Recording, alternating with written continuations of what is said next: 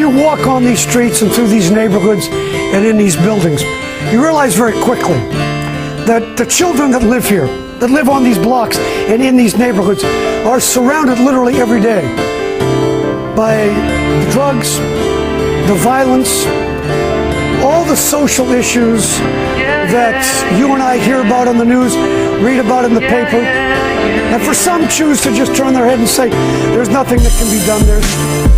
The government said, this place is hopeless. It was written off. For years, the school system said, those kids are hopeless.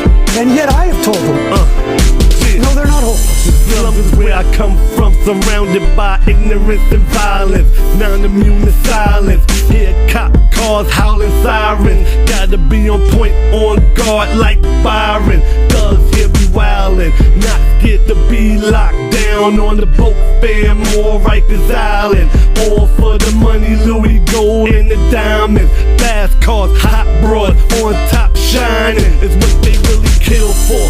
For the thriller, bring more. Posted up, selling drugs in front of the liquor store. Living, growing up poor, gotta deal with it. It's survival of the fittest. Get pop or fitted. God is my witness. I witness innocent, gunned down, defenseless. Life here ridiculous. Kids looking for somewhere to play, killed senseless. Caught by a stray target, smoking on the benches.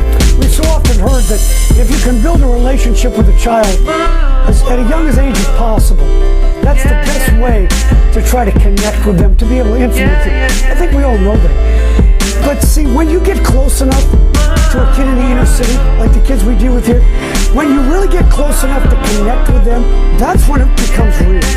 That's when the relationship becomes real.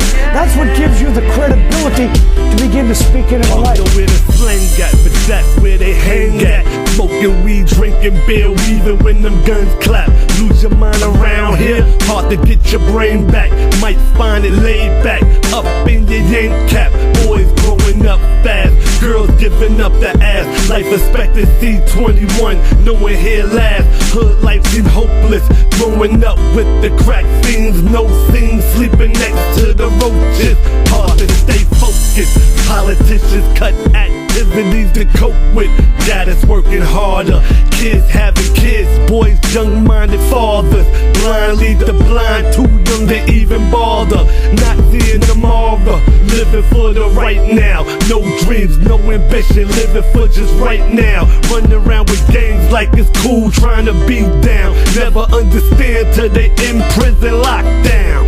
You need to understand, folks, these kids live in a world they didn't create, but now they've got to live in it. So the question is, how do you really change a place like this? It always comes one at a time. And that's exactly how we've been reaching the kids here.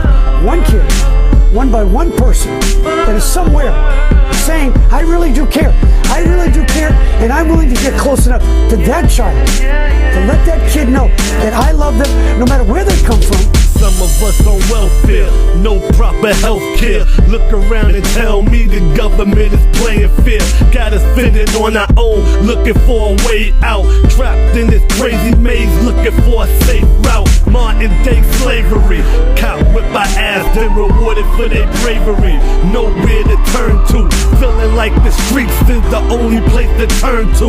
Living in the hood, some don't know what we go through. Looked on as reject, scared of the same ones who sworn to serve and protect. Feeling like a defect, less than an insect.